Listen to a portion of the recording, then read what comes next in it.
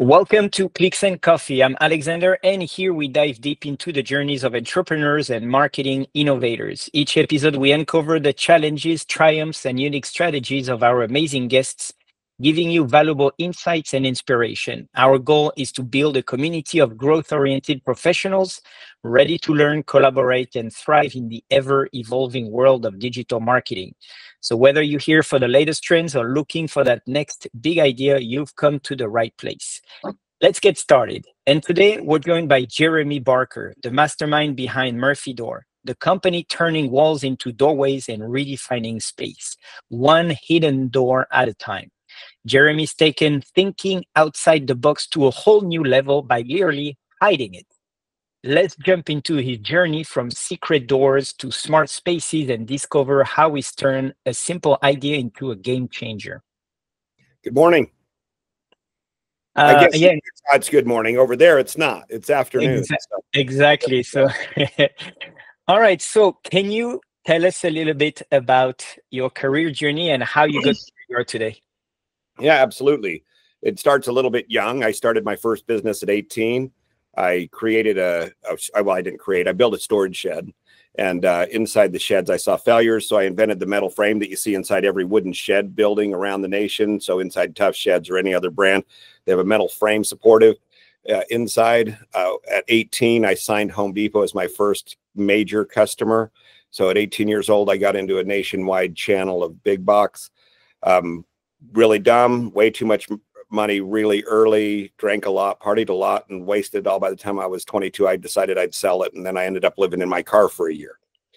Right. So we got to over $20 million in revenue annually before I hit my 22-year birthday, I guess. And then I decided that I didn't understand cash flow. And when the music stops for winter, for example, cash flow stops as well. And you're going to still have to pay those bills that you partied away. So long story short, it was a good learning curve. I went into fire. I lived in my car for a year, did some fire. I've been a fire EMT since I was 18 and decided I'd go back into fire because it's always been a safety blanket for me. Then back into construction and started doing some more stuff in construction, building houses, doing earthwork and so forth. And then when the economy changed, the same thing happened again, back to trying to figure out what I wanted to do in my career. So I went, guess where? Back to fire and got my, degree in paramedicine and worked locally as a firefighter paramedic for Roy City Fire here in Weber County by Ogden City, and ran that for several years. But even though it's my favorite job I've ever had, it just doesn't pay. Right. It doesn't pay well. You're going to be making, my checks were around $760 every 2 weeks. And that's for 120-hour biweekly pay periods. Right. So 60 hours a week on a full-time fire schedule. So I started Murphy Door as a side project. I wanted to put a theater room in my basement and couldn't really find a source for a hidden room or a hidden door. I tried building my own. Standard hinges failed, trying to carry that heavy weight. They'd sag easy. You see a lot of stuff on YouTube and all these other programs that show people building their own hidden doors, which is cute and fun until they really try to use it. The 3 hinges just don't work. So we invented a hinge that would carry the weight and then give lifelong use. And my initial idea was to just have a hinge company that I sold people hardware that would carry a hidden door. And it was a decent market. I made the first year in business, we did 30,000 in hinge sales. And I thought, wow, this is like 50% of my fire wage. And it's just a passive, well, I don't want to say passive income. Passive is kind of a joke, right? People are like, oh, you can make passive income. Well, that's not quite true, but whatever. Long story short, the more and more those got popular, more and more people were asking for the bookcase piece. But I'd never built a bookcase in my life. I've never built a cabinet in my life. I built rough framing and construction, but not fine finish work. And I'm still not a fine finish guy, nor a cabinet builder, really. I've put them together and I know how machines work. But what I did is I worked and found a local cabinet maker that could help us design and create a hidden bookcase door that worked with the hardware I'd created and be able to do that at scale, but give people the feeling they were going to have a really highly customized project for their home. So that was kind of the sense. And again, so to kind of preface it, I've never done cabinets. I've never done an internet site. I've never done marketing. I've never done a brand. Well, I've done brand building, and one thing I'm good at, marketing, as far as building my brand through big box and channel and awareness, I understand, but never through a digital web kind of system, nor to make that product feel like, or nor to let that product build the confidence in a consumer that would allow them to entrust in me, that if my door started at $3,000 at the time, if they prepaid me $3,000, that they were going to receive this product that they had no idea nor have ever seen, except for a picture that I stole from Pinterest saying I can build this door, right? So that's kind of how that whole thing went. Is I hired an internet or a website builder with no idea how you launch a website nor how to advertise the website. I mean, the web is big, and we've been fortunate. It's been 12 years ago. It's much bigger now, but it was still big then. And it was a really interesting journey to find the right people, which in that web space and the marketing space, there's a lot of bad players with bad intentions. And that was one of the first ones that built it. They quoted $14,000 to build the website. At the end of the day, it was $150,000. Keep in mind that I'm making $762 every 2 weeks with no inside injections. So the issue is the learning curve and the trust and the cash flow as you're trying to start your own business is really tough. But one thing we did understand is every time we sold a door, if they prepaid, our margins were high enough that it would get me to the next step. So it was just learning, how do I get the story out there? And fortunately, 12 years ago, Facebook wasn't so ad oriented. It was more just build your story, get some followers. And that really helped us learn marketing without having to be in the ad space so much. So most of my stuff has been through Facebook in the beginning, and was able, by magic events, that it would always land just in time that my credit card bill was due, that I'd sell a door and bam, right? But in the meantime, we were able to learn a whole bunch of other things. How do you build trust? How do you make sure that you're building quality, that they're the ones marketing for me, my clients, every door that I sell, what's going to share my story? And then when they hear or see my advertising online, or they see us on TV, which, as you know, if you're watching TV, there's hidden doors in about every movie and every show anymore. And we're lucky enough to participate in 99% of those. Wow. From Killer in the Building, and to How to Build a Sex Room, to Treehouse Masters, Tiny Home Nation, like all that stuff. We've done all those shows. So whenever you sit down and watch movies, and we've done 27 for Disney. When those go out, it really helps launch. And fortunately, I had a good firefighter story that Scripps Network, which is now Discovery, right? I had good relations. They kept popping me on TV shows, and it didn't cost me money. So not everybody's that lucky. So every time I'd pop on a show, it'd help me sell and create some cash flow that was much needed as I tried to learn the digital marketing side, right? Because that is a costly adventure. And currently, we do a big percentage of our spend. We dedicate at least 15% of total revenue towards marketing in some format, whether it be trade show, magazine. 99% of it's digital, whether it be social, like through Meta, through Instagram, Twitter, or Google and Bing, right? So we've become really, really good at it because our ad spend is so big now. I mean, we have a large top line and a very heavy marketing spend, but we've got a good internal team that, by the way, was all learned through the School of Hard Knocks. None of us went to school with it or for it. We have learned the school the hard way, right? Which has been, there's better ways to do it. There are better ways, but remember, digital marketing changes so much that no matter how much you do, you can learn the basics. Yeah, exactly. It's always, there is no other way to learn it, because clearly you look at last year, SEO, and you look at this year, we already had 2 algorithm change. So everything that you've done last year, if you unfortunately did some kind of strategy that got changed because of the algorithm, you can just relearn everything and redo everything. So it's pretty crazy. No, that's fascinating. So talking about entrepreneurial story, yours is a pretty good one. Like, clearly, we talk about hardships in life and everything, and I think you lived them all. You got them all. Yeah, from living in a car to making my big money right out the gate out of high school, thinking I didn't need to know Yeah. anything. I was the cockiest guy in the room. You couldn't teach me anything. Yeah, I mean, you think about that, and that was 95 with those kind of numbers. I mean, it's a different value now. 20 million in 95 versus 20 million today. That's quite a difference. But at the same time, all along, I wouldn't trade those failures for anything. And we talked about this in our meetings this morning. Like, I crave sometimes those days in my car.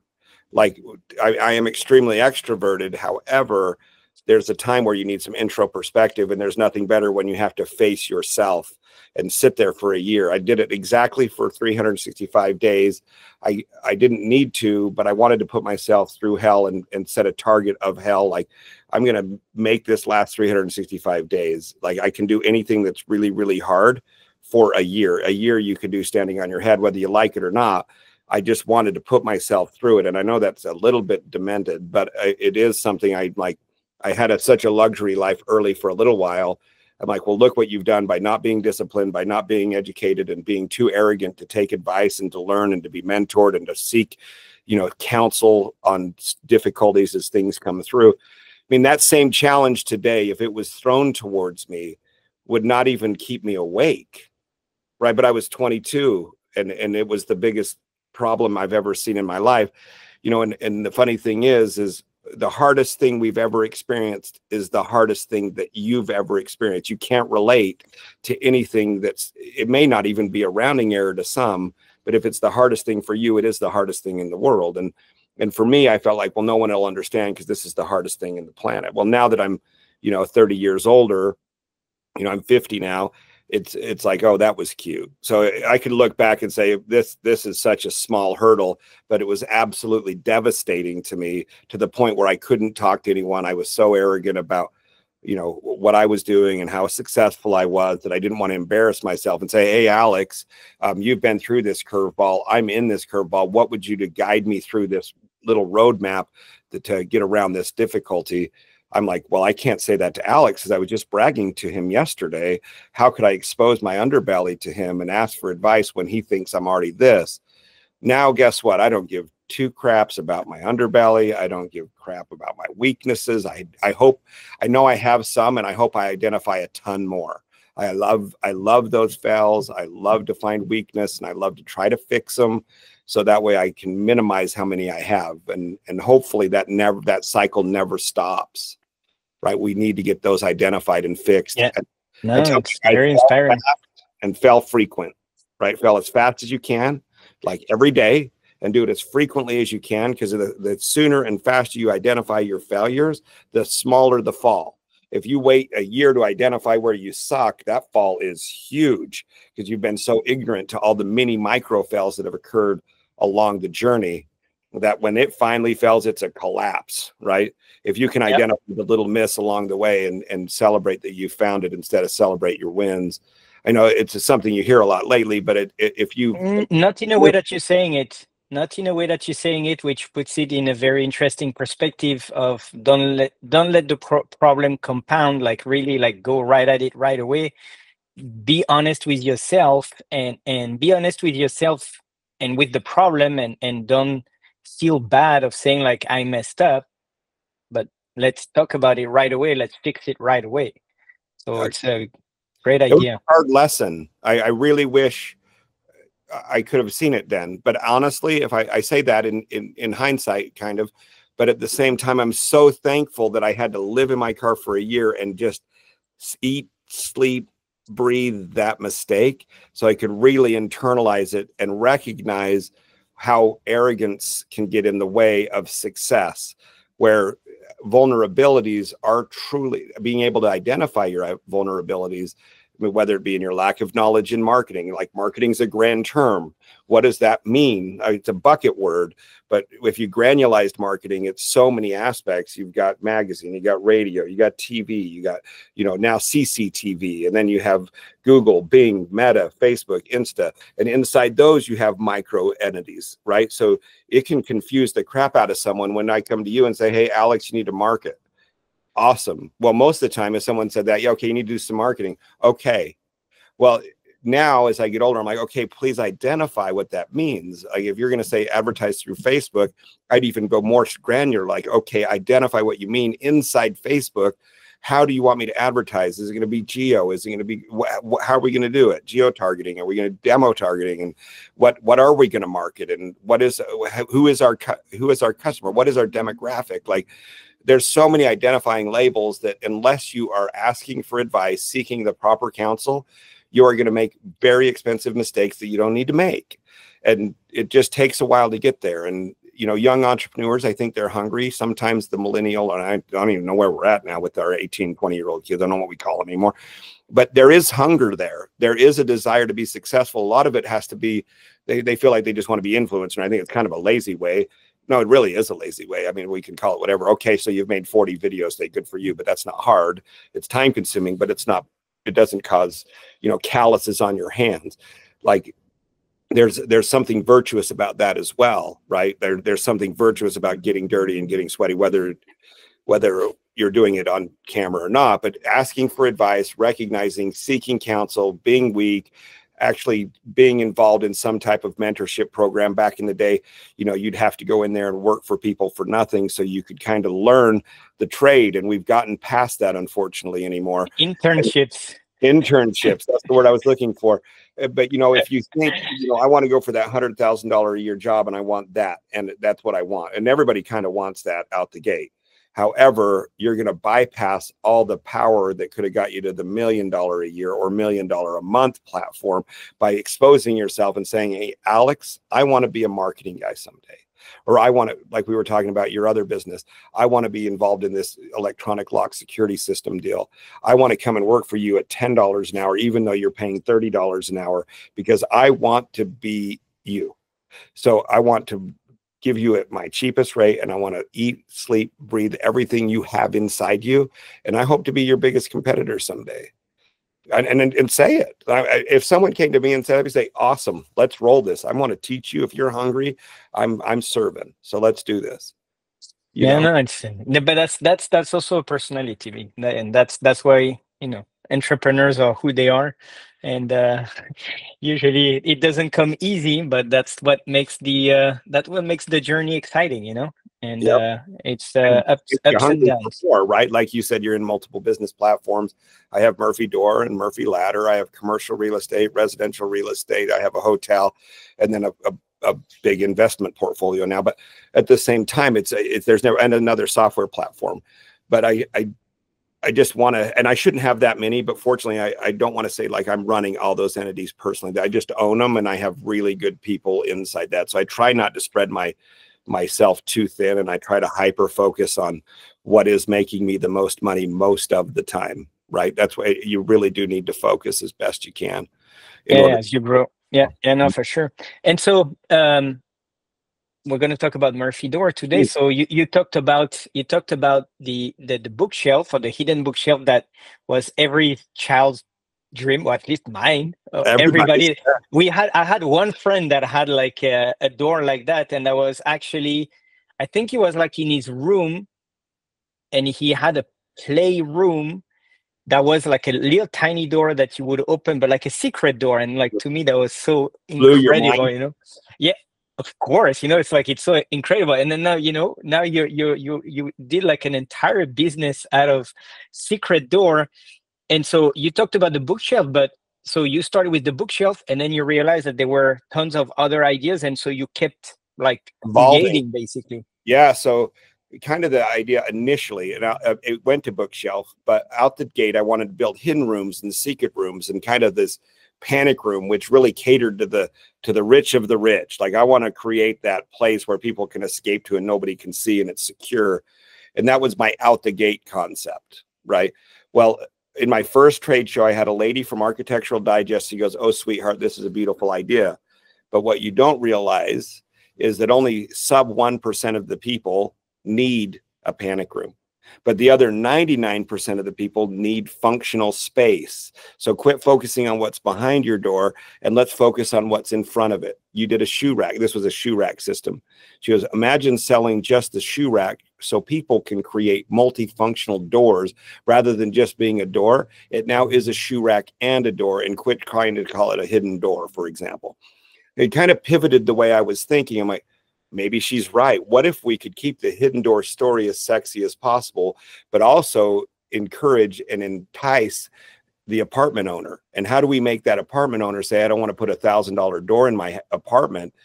Make it so it's okay to put it in and easy to take out. Like, so it's really quick to put in, really quick to come out. And how do we create a door for every room in the house? For example, how do we make it work in a kitchen, a bedroom, a bathroom, a theater room, a gun room, whatever it is that that customer needs, that we can take and create space? And then, is it just a bookcase? Like, can we do it in panels? Can we do it in mirrors? Can we do it in anything that looks like a cabinet or an armoire? And how do we do that, right? So that's really where our focus has been, is looking at every piece of furniture and how do we make it not just cool in the hidden world, which is our main priority. It has to be cool and it has to be hidden and it has to have a wow factor. But on the second side, after, let's be honest, Alex, after you have this cool hidden room for a few months, it's just another door in the way of you getting to the room. But how do we make it so it's something that is as functional as it is cool? And that's where we truly try to spend our time. No, that's great. And so you did those rooms. So I was looking on the website. So bookcase, hidden wall doors. So also, if you don't want a door to show that is next to a TV or something, you can make it hidden. You make it French doors. So French Style Murphy doors. Yep. Yeah, double doors. And then and then I see beds as well. And then you came up with the vertical Murphy bed and then the horizontal one, which I think is a great idea. So that way it looks, a little bit less imposing, than a regular So the wall Murphy door. have been around a long time, but what we were trying to do is integrate, like, how do we make it look like what would be a normal piece of entertainment furniture, or it doesn't look as intrusive. And right now, with Airbnbs and rentals being as big as they are currently, short-term rentals, it's really heads and beds, right? How many heads can you fit in there? How many beds can you fit in there? And what kind of space? But at the same time, how do you have a talking point that makes it so people share your short-term rental or your vacation house or whatever? How can we make cool, functional, and space, right? So we took the old idea of the wall bed, which were pretty mute, right? They just are what they are, and make it so it's like, holy crap, this looks like an entertainment center. It's super high tech and high edge, and make it so it deploys into a bed system, a desk, and a doorway into another room, all inside this same piece.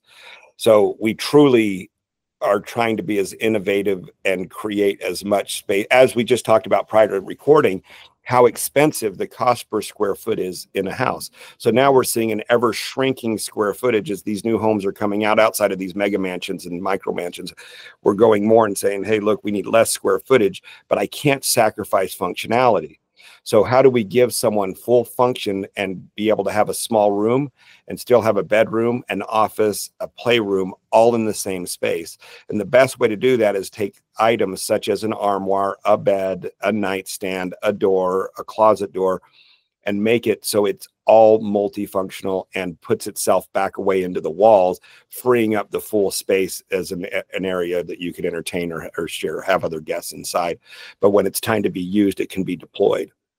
Yeah. And then I'm seeing also that you came back to one of your first idea of, instead of doing an entire room, safe room, you created also like secret shelves that could be firearm secret shelves, or just like a regular, not safe, but it's like secrets, really hidden, and with cards and things like that can open. That's really cool.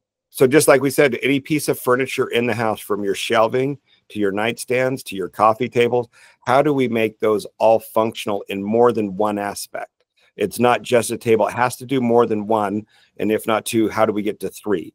How do we make three pieces, not in highly customized, made in America products that can be deployed and multifunction and get to you in a reasonable time at a reasonable price?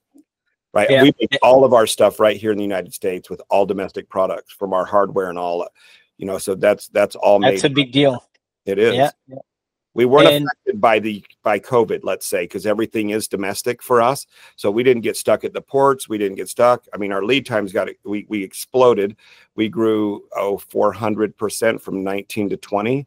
So it was an extreme growth period for us. We've been an Inc. 5000 fastest growing company now for 6 years in a row, oh right? wow, It's been a that's pretty cool. massive growth rate, and we've been able to increase our manufacturing capacity and be highly technologically advanced from self-ordering, automated CNC systems to stores that order products as orders come in. It orders the material required all by itself, and it brings in the inventory, stocks it, and cuts it and puts it through with no human interaction. Wow. So, And just until before after the saw, right? Then after that, it's all human. But once it's cut up, yeah, then it goes to hand finish and hand all that stuff. and then for anybody listening to the podcast, if you have ever dreamed of opening a secret door by hugging on a book or pulling a book, We got you that can too. get it done. You can get it done. I couldn't believe it. I was like, oh my God, they even have the book, We which have is like so cool. we have automated watch. So if you have an Apple Watch, you can program hand gestures that'll open the different doors in your room. We have, fingerprint, eye scan. You name how you want to enter. You can do the chess game, move your pieces around, and then having a magnetic opening that just releases the door and opens the door if you get the code correct. If you wanted to gamify your entry, like if you're going into a speakeasy or something that you wanted to have a fun entrance to, we can do all that. Oh my goodness. Okay, we're gonna have to have a talk here. Oh yeah, you need one. You're gonna have to get one for sure. And that's what most people are. We sell one door and we get 10 neighbors, right? That's how it always works. Yeah, because it's kind of like everything that we always see in TV shows, and then you're like, how do I get this? It's like it seems so out of reach, but it's not. Murphydoor.com, right? That's it. It's not. It's not. And so, here's the irony I to want to add there, Alex. Those doors that you're seeing on our website, those are just a preface concept. Anything and everything we build are one-off. So you can start the build out in there, but you're putting your width, your height, your depth, your wall, your finish, your handles. These are 100%. We have 200 million variables, 200 million. So every single door we build is built specifically for our customer. So these just give you the basic ideas of what we can do. But really, you bring your idea to the table and we create it. And what you feel like is highly customized to you, it is custom, but this is just built into our systems on how we create our stuff every day. It isn't this crazy, I'm going to have to go get some crazy bid for this. No, this is our system, and we want to give you a fully customized experience in what we would call in a standardized environment. So just very happy you're talking about that, because that was what I wanted to talk about today. Because in e-commerce and marketing, we always talk about user experience, user interface.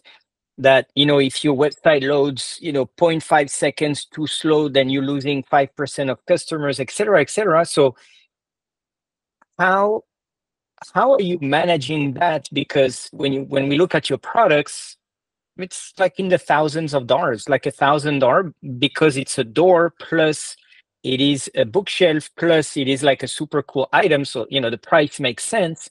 But how do you get how do you get these people to go and trust you to pay that much for on each transaction? Basically, it's the years, right? That's what we talked about. They're prepaying for this product. They come in, they order, they swipe their credit card. If you don't have a good high-end brand, here's something that'll blow your mind. We've delivered 200,000 units. We build a door every 6 minutes.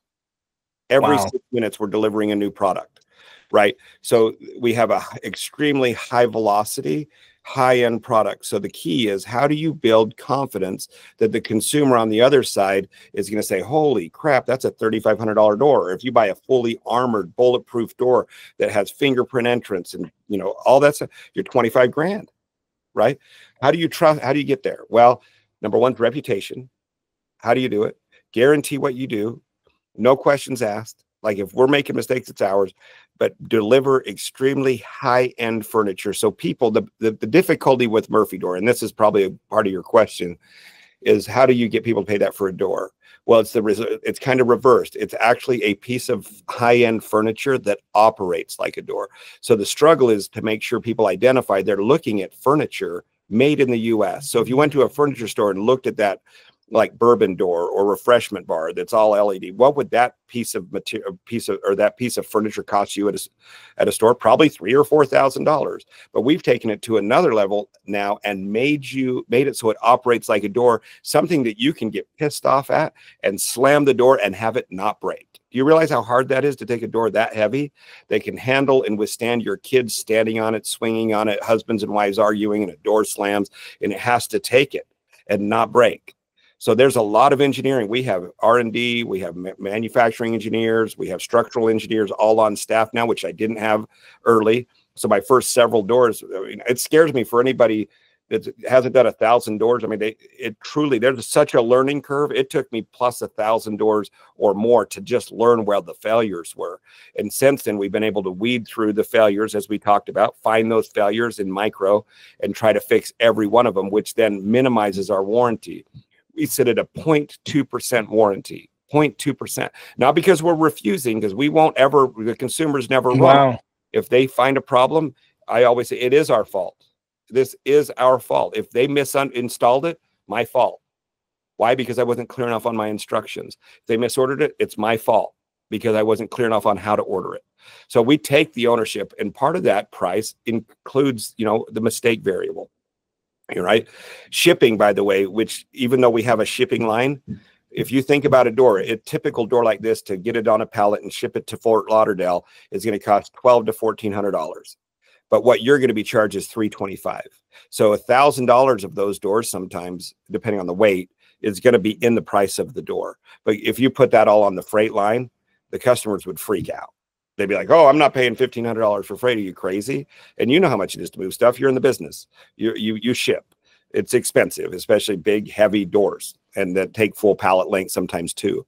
So you pay for it, and especially driveway delivery with lift gates and all that crap. It gets pricey, and customers don't understand. Oh yeah, because they're used to Amazon's free delivery, and there's a different reason for that. But at the same time, we have to encompass and include all of that into some type of equation, a percentage of it in the door, a percentage in a visible freight line. And some people complain about freight bills, but at the same time, it's a reality, and I don't want to be jading the reality. Yeah, no, for sure. And shipping a door like that, and I know very well about shipping. $300 to ship a door like that, it is very cheap. Yeah, it's wrong, right? But you know that there's some other money somewhere. And not only that, we do guaranteed delivery, which means we insure everyone to the full value and guaranteed delivery date, even though, as you know, trucking companies always miss guaranteed delivery, even UPS.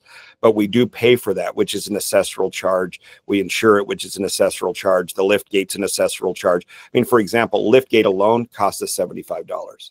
Yep. Plus all the, the guaranteed delivery, which is another $75. Plus, the insurance, which is $28. There's so many accessorals that they almost add up to what they see is the freight charge, and the actual shipping's buried in a door. And some of these doors we ship that are the $1,000 doors, there isn't much margin in it. And even though they're like, man, you're making, like, if we're lucky, we make 5%. It's the more expensive doors that have the margin that cover the gap. And so, we talked about like the price of things and people trusting you. What was one of the biggest driver to you in like the increase in conversion? Because big thing that we're always having is great. You can spend as much money as you want on ads, get as many people as you can on the website. It doesn't mean that everybody that's coming is going to buy, and we know that like the typical conversion rate is about 2%. So do you remember one of the things? We still suck at it, to be honest with you, Alex. We do. The fact of the matter is we get about 7 million visitors a year to our website. So 600,000 people a year roughly come to murphydoor.com, or a month, 7 point something a year. We convert at about a 0.31 with an average ticket of about 2,030. Right. So you can do the math and see 0.31 is more than the average. No, 0.31%. 0.31%. Oh, yeah. Okay. Right. So if I did 2%, I can tell you that we would be doing about 350 million, 400 million. So if I could just get to 2%, right? So every day, my main job is how do we work on conversion? Well, the thing that's interesting, I mean, we get about 500 million interactions on social. So, I mean, Murphy in itself is a superpower because it is what everybody dreams about. It's on every TV show. Murphy Door is, we popped And a it's real, clearly the name. it is the It's name, Murphy bed, but Murphy is like Murphy the Door. name everybody knows. Like it's Yep. So it is a superpower, and we're fortunate that way. It would be harder for most. But we popped a video of a Harry Potter house 2 weeks ago, and by the end of the weekend, it had 38 million views, almost 1 million shares. I mean, it was just that. And then I think we had 97,000 comments. How do you even get back to that? Like there were so many people, how do I order? How do I? I was like, we have that fortunate deal. And by the way, I want to add one interesting thing. We've never had a salesman until 2 months ago. what do you mean? Like Any kind of outside business sales? development? No, ever. We've never reached out to anybody that's left a comment ever. Right. So we finally have 3. We've got another 6 onboarding because it's been so successful. But we've done that growth without a salesperson. It's all been on the web. Now, all of it, 100%. Now we do have Home Depot, but they only consist of 8% of our volume. They're only 8%. Really? Wow. We don't That's want it to pretty be much. impressive because a lot of people are excited to have Home Depot. Oh, we could do a whole podcast about big box and how it's not the right answer. I'd love to do it. I've been in Home Depot for 20 plus years. We could talk about why D2C is so much more important than B2B, and companies need to work hard at becoming D2C and abandoning the big box Amazon game because they are margin strippers. And I would love to discuss that. I'm highly knowledgeable with multiple products in big box stores all over the world. I got them from Bauhaus in Europe all the way to here. So we could have a good talk. So entrepreneurs thinking about big box, think twice. Need to talk. Perfect your business and sell it for yourself and keep your margins and give your customers a better experience, give your customers a better product. You can do it without the big box. They will strip your margin. They will strip your product down to its bare bones and make it so it's not what you want to sell to people. Yeah, right? People are willing to pay for quality. Yeah, no, and I'm so happy you're saying that because that's what we talk a lot with our clients.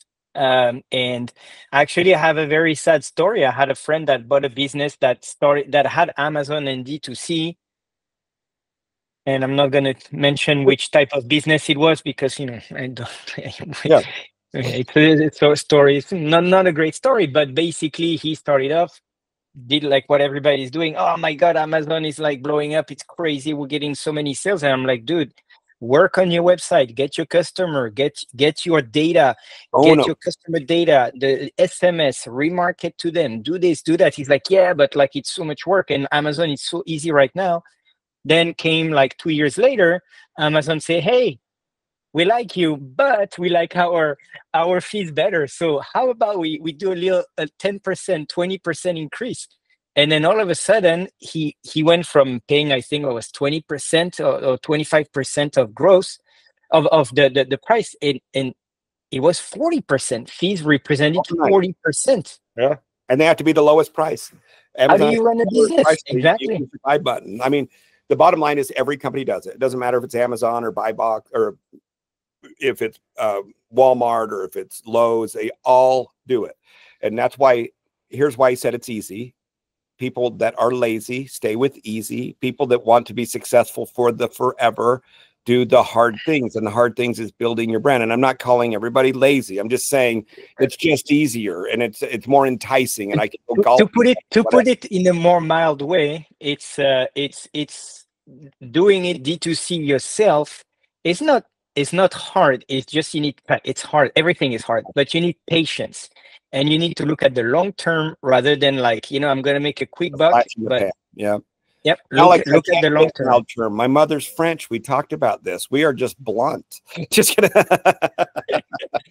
But I know it's hard, but a lot of it is hard. But really the true thing is like it takes a lot more time to build your own website, to build your own brand. But at the end, it's like SEO is like everything. It's compounding. And you look at your brand, you started over 10 years ago, but now every time somebody is like thinking about, hidden door, furniture door, is going to be you because you took the time and you kept going at it year after year.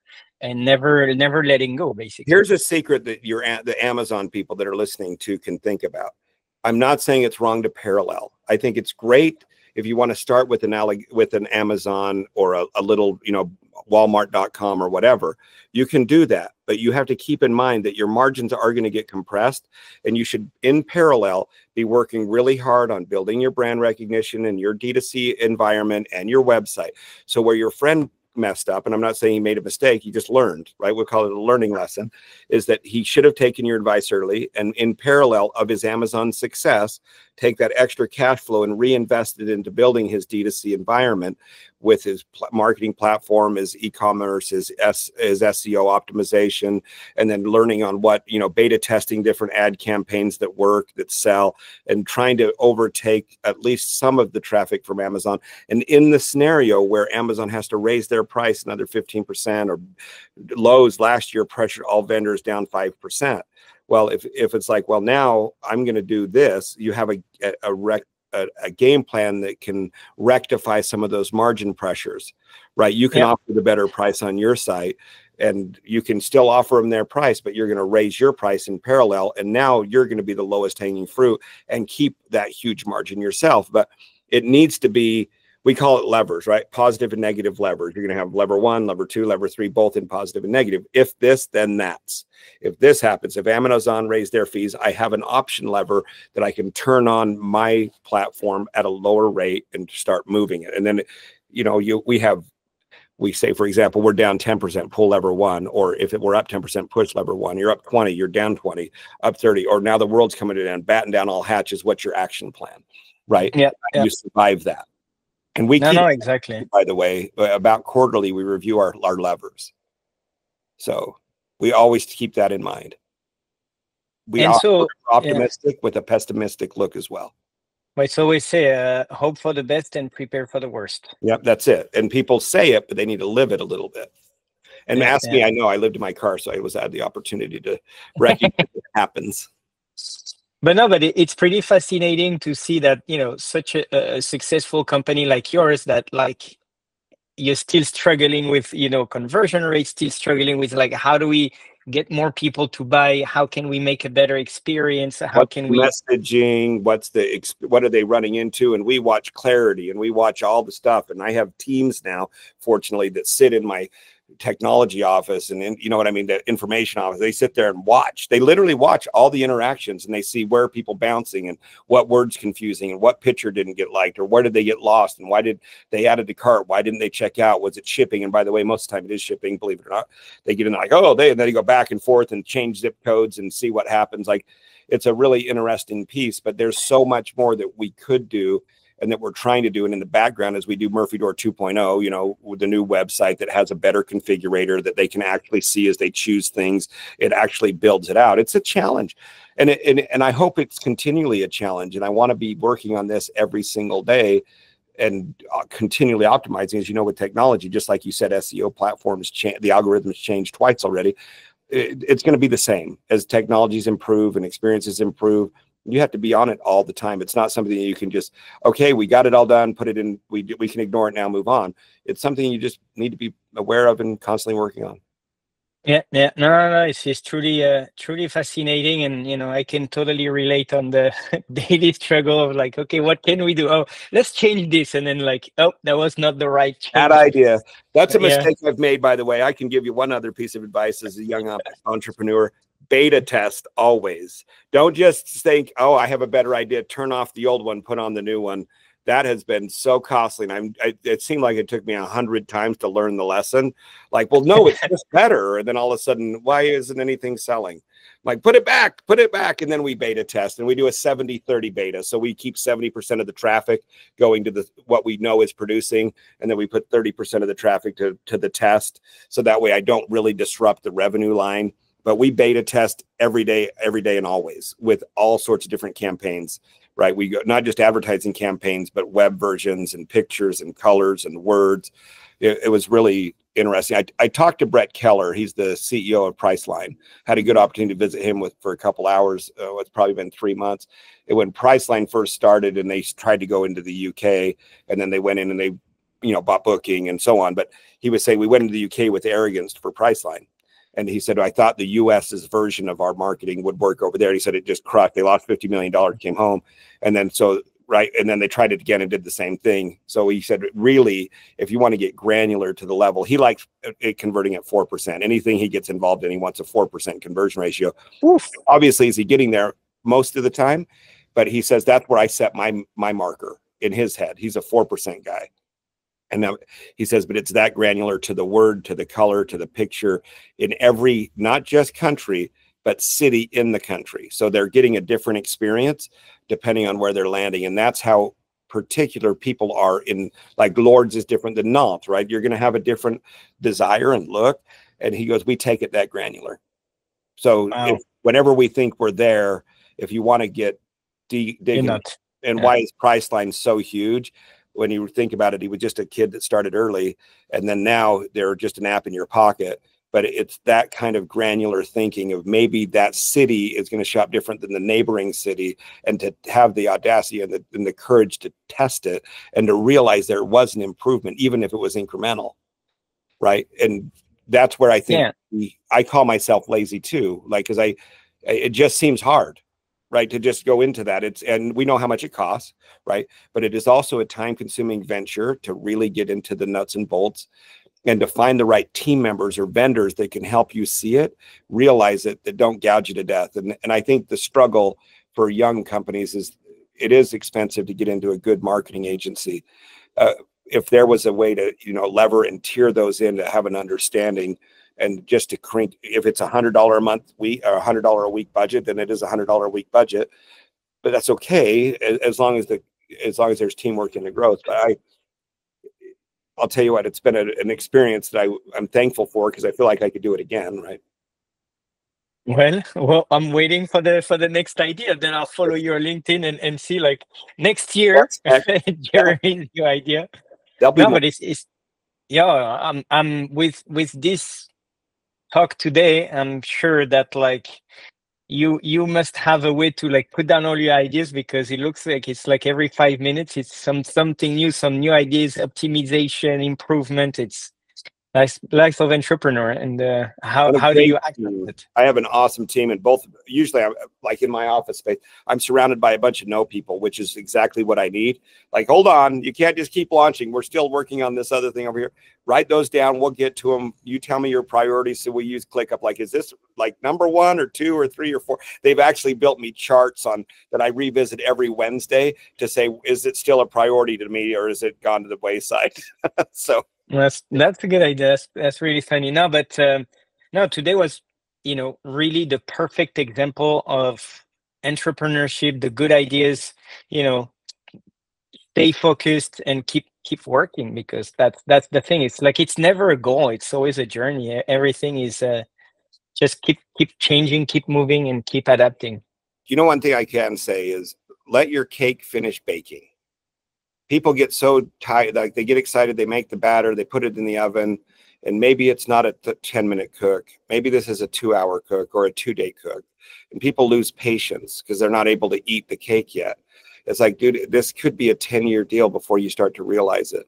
But if you're bouncing before it gets fully matured, or it has the opportunity to mature, you're cutting yourself short, right? And then the other thing is, when you're starting out the gate, taking money out of the bucket of the business before it's matured enough. And it's like stealing milk from the baby's bottle because you're hungry. The first several years of this business, it's a baby, and it needs all the money for growth. And we have, a lot of the time, we put ourselves in as a dependent on that same milk that the baby's trying to grow off of. Like, I'm a proponent of 2 jobs. Like, if you have to do 8 hours to pay your normal bills, and then the other 12 hours or however much you can handle working 8 hours after is the second business, so be it. But don't steal the baby's milk, and let that thing be consistent, and let that cake bake, and be patient, believe in yourself, and continually improve it with a discipline that most people can't do. But they're always looking for the next shiny object. As long as you realize that you're hardening your steel, and it's going to be the shiniest thing anybody's ever seen, it just takes longer to get such good quality. Be patient, and it's hard. Yeah, But it's worth it. It is worth it. 100% agree with you. And since, we're in a digital marketing podcast, what I would like to ask you in a few words, because that could be another whole podcast. What are you worried about in the world of digital marketing, and what are you excited about? Well, that's a really good question. I haven't thought that through that much. What do I worry about is I do not like, and I'm sure I'm with a ton of other people, how much two different companies control the world of marketing. I don't love that Google controls so much, and I don't love that Meta controls so much. Unfortunately, if you're not keeping up, for example, Google Merchant, if you don't keep up to speed with your shipping and your pricing exactly right every time, and they don't match your website, your ads are shut off in 2 seconds flat. You say anything wrong or they don't match, and you're not fluid, and not by being ignorant to that, like you're not trying to be uh, abusive of it, but you make a mistake, you're gone for that day or however long it takes you to recognize it. Right. That's a scary thing. And I also same with Meta, especially during the controversial comments. And I can tell you a testimony. I personally was shut off Meta for 3 years because of my political opinion. I couldn't do anything on Meta personally. I couldn't do any of my advertising. Now, the irony is, with Meta, the owner has to own the account. So I was blocked from being able to do anything. However, I do have a creative director that's over all of the Meta accounts. If I wanted anything done, I had to go through him to post for me. How interesting is that? So it's like, well, look, we wanted third party, somebody to at least look at what you're going through or saying. I mean, I was not a COVID fanatic, right? I was loud and I did my thing. So I got freaking shut down. I'm like, holy crap. I spend, just to give you an idea, around $500,000 a month in that platform. So you can see the spend, and I'm like, I spend that, and I'm getting shut down. I'm poor guy spending 500. They're still wanting my money. I don't want you to say my advertising didn't get shut down, but they took the owner and said, "You're out. We're going to let Ken be the administrative director, and anything that you want to say has to go through your guy." I'm like, here's a guy on May payroll. You think he's not going to listen to me? But they said we just want a 30-year. Well, that's concerning, right? So not only is they're taking business and personal views, and it kind of crosses. But what I am excited about is people are getting more aware of that. And I think the ideas and the creativity in the marketing platforms that are coming, and the opportunity to have more augmented reality, virtual reality, especially in product line, where people can experience it at a whole new level, where I have a vision of where people can just drop their wood, drop their door in their house, and they could live it. We bought the Apple, Vision Pros or whatever, and we're working on the platform that they can experience it inside the Vision Pro. And I would like to see that kind of mature into something where people can actually feel and live what we're trying to have them experience on a non-moving ad, right? As you know, with most Google ads, they're just a picture, and it's not quite as, it doesn't give you the same feeling as if you're standing there and looking in your room or in your house. Yeah, exactly. No, and talking about Meta, you have also they also have the VR headset as well. They just came out with a much cheaper one, also like a $300. No, but you have the Meta Ray-Bans, but you also have, they just came out with like the Quest 3S or something like that, which is a much more affordable. So it's lacking, some features, but overall it kind of works the same. And it's $300, which is probably going to help democratize all of that, because that's kind of one of the things that Zuckerberg wants, is to get people to use VR. And what they realize is what's more important is augmented reality rather than just VR. Like, people want to see things, but in their house. Like, they don't want to be totally shut off from the world. And I'm not that guy either. I don't want to be shut off at all. I've had the Vision Pros, and I've worn them once, and they're heavy and they're not my thing. And I just assume do this. But at the same time, I do have this feeling I would love to still shop for my products inside that world. So in an augmented reality sense, but I'm excited about where digital is going. I'm nervous about some of the controls. However, it is going to be what it is. Now we just have to live in it and make it the best of what we can do for our business and for our customers. Most importantly, how do we share the story and share the experience and make sure they get what they expect? Right. Super. No, it's so funny. You talked about augmented reality, because not a lot of people, talk about it on the business level. So, and as soon as you said it, I was like, duh, it like totally makes sense. Like, for everything that is furniture, we should have. But now I'm sure that you're working on something with the phone, right? To put it on the iPhone. And that baseline, that's in 2.0 that we're working on, and we're hoping to have that launched before the Black Friday this year. That at least the phone piece where you can look at it, but it's not to the level of where we want it to go. But we're hoping that the phone piece works, and we've made the measuring simple, like kind of iMeasure. But all you'd have to do is put 2 credit cards on a table, measure the credit card, and then it starts doing the door measurements, and then you can start dropping your door into it. So you don't have to make sure that it's to scale, right? It'll measure the credit cards as the scale indicator, or 2 nickels or 2 quarters. So it gets a variance, so it understands the measurements. And then it'll give you your door measurements, and then you can drag and drop your product into it. That's already done and in beta in our office, but we want to have it ready to be shoppable by Thanksgiving for our Black Friday. You like taking risks, because launching that like before Black Friday. Let's go. Damn right. As I tell them, we'll have 2 weeks before Friday to test it through. My guess is, if I was to bet on a high likelihood of failure that it doesn't run for Black Friday, is probably pretty high. However, it will run for 2 weeks before Black Friday as the test is playing. So they've got a couple weeks to get it done. And then they'll get a 2-week test out of it. And if it works and it's successful and we don't have the fail indicators that we're looking for, then it'll be live for Black Friday. But I'm like, look, I want it for Black Friday, which by far is the largest sales week that we have. I know, I know. Usually we tell people do not change your website before Black Friday, but before the end of the year. But you're doing the opposite, and I respect it. I've done that. I've done some kind of crazy thing every year before Black Friday, and 90% of the time I fail.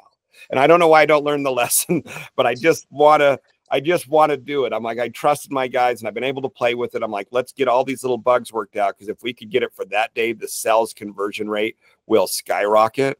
And I'm just like, this would be the best indicator if we can get at least 2 weeks. And here's the thing, I wouldn't recommend it to everyone, but where we have such a significant velocity, that gives us 300,000 people. A 300,000 person test, as you can say, Alex, for most websites that would cost you a lot of money. Huge. Yeah. Huge. And we get to do it in 2 weeks. So I'm confident if I can get a 300,000 person test before Black Friday, it'll be verified. I mean, I could even run it for a week with 150,000 person test, and most people would have confidence. So I kind of have a cheat thing at this stage in our maturity. I mean, we have a long ways to go, and we'll be way bigger. However, it is a little bit of a cheat. So don't everybody think that you could run a 2-week test on a website that's getting 1,000 hits a month and be safe. That's just not enough. But mine has it's not braggart. It's just, that's why I'm doing it. So I will do that test first. And in a beta, which was what? 70-30, we'll maintain in the old, 30% will go to the new. So yes, that'll be inside. I'll still have my finger crossed for you. I need it. All right, super, Jeremy. Thank you so much for taking the time to be on this podcast. For anybody that wants to realize, I would say, one of their childhood dream, or somebody that wants something practical and beautiful at the same time, go to murphydoor.com, just like you would spell it, murphydoor.com, and enjoy, I would say, like all the ideas that he has, and make a cool door. But and also we can call you directly if we want something super custom. Yep.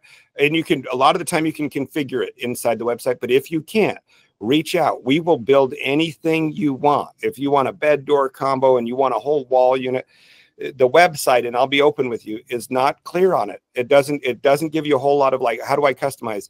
We do everything, and every one of our products are customized, and that is one of the 2.0 versions where they can see that it is just an environment. They are the sheet. We are blank. We will do whatever it is that you want to put into it, from the cabinet component to the door and the bed and everything else.